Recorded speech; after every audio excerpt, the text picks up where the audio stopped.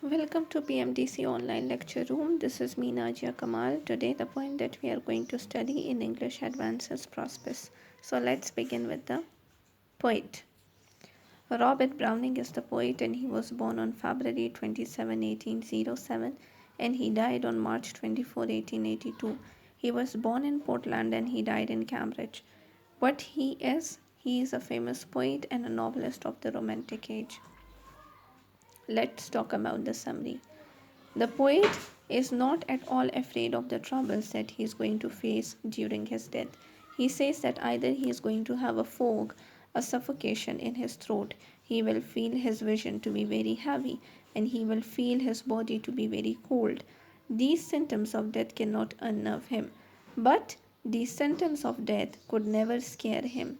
These could never take the feelings away from him. He may find it difficult to breathe and hard to see because of his blurred vision.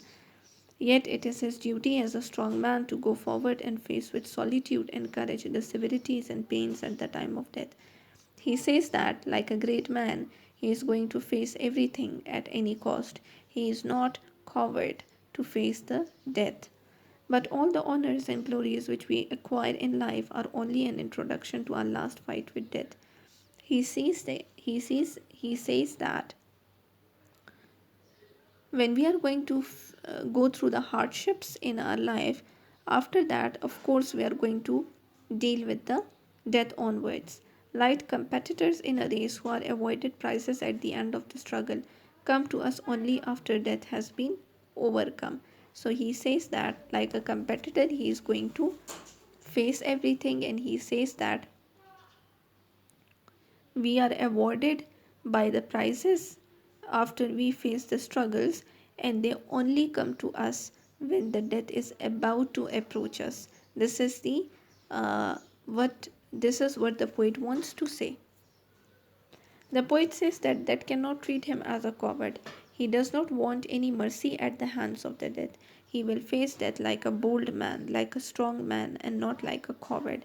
The poet says that throughout his life, he has struggled with the numerous odds and difficulties of life. He has been a fighter in his life. He will gladly fight the last battle of his life. This battle against death would be the final battle of his life. It will also be the best battle because soon after death he will reach the kingdom of God and meet his beloved wife.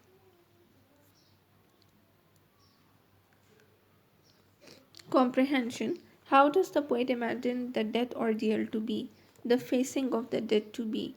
He begins by describing the oppressive imagery of it, fog in a throat, which is actually a suffocation, the press of the storm, and the opposed of the foe. So he is trying to say that the situation would be like the storm is approaching, the situation would be like an encounter with his own enemy, that is death. Despite the deterrents, the strong man must go.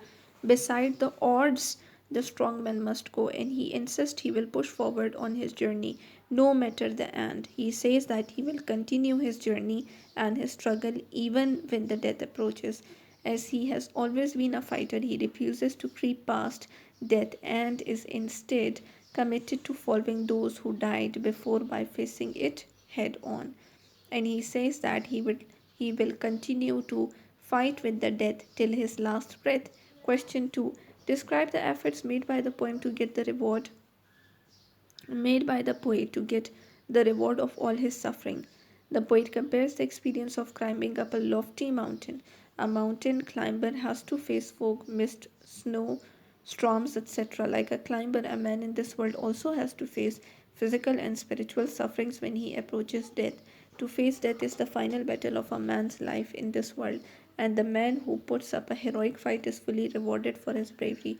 He says that he is going to face the death very bravely. He says that his example is just like a fighter in this world, and before approaching the death, each human has to bear spiritual sufferings and physical sufferings as well, and then he would be given the title of a hero.